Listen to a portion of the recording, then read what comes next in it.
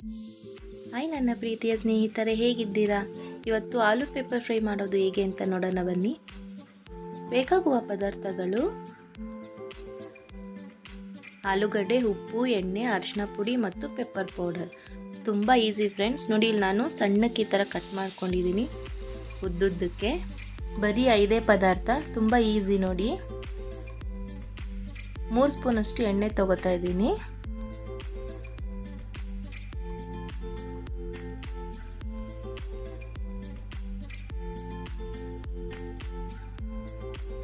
ಈಗ ಸಣ್ಣ ಕಟ್ ಮಾಡ್ಕೊಂಡಿದ್ದೆನಲ್ಲ ಆಲೂಗಡ್ಡೆ ಹಾಕ್ತಾ ಇದ್ದೀನಿ.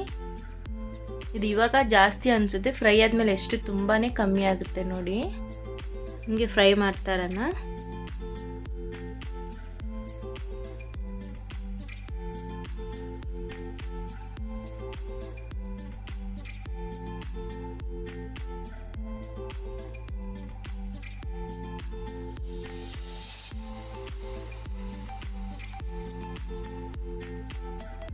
ನೋಡಿ, ಫ್ರೈ ಆಗ್ತಾ ಆಗ್ತಾ ಕಮ್ಮಿ ಆಗ್ತಾ ಇದೆ.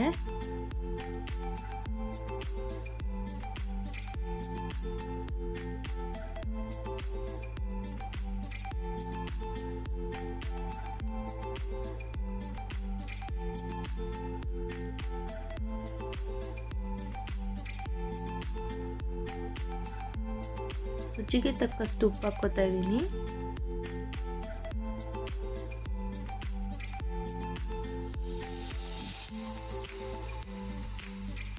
ಚಿಕ್ಕ ಸ್ಪೂನಿಂದ 1 ಸ್ಪೂನಷ್ಟು ಅರಿಶಿನ ಪುಡಿ ಹಾಕ್ತಾ ಇದ್ದೀನಿ.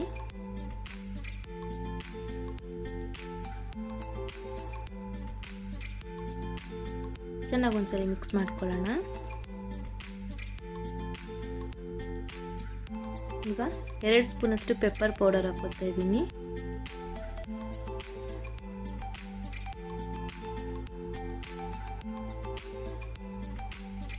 ಚೆನ್ನಾಗಿ ಮಿಕ್ಸ್ ಮಾಡ್ಕೊಳ್ಳೋಣ. ನೋಡಿ, ಹಾಕುವಾಗ ಎಷ್ಟು ಜಾಸ್ತಿ ಇತ್ತು, ಫ್ರೈ ಮಾಡ್ತಾ ಮಾಡ್ತಾ ಕಮ್ಮಿ ಆಗಿದೆ.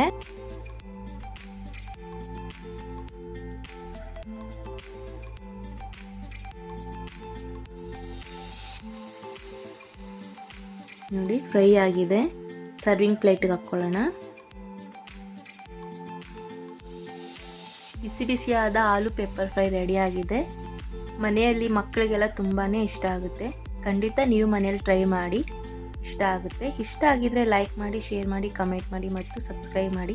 Thank you friends.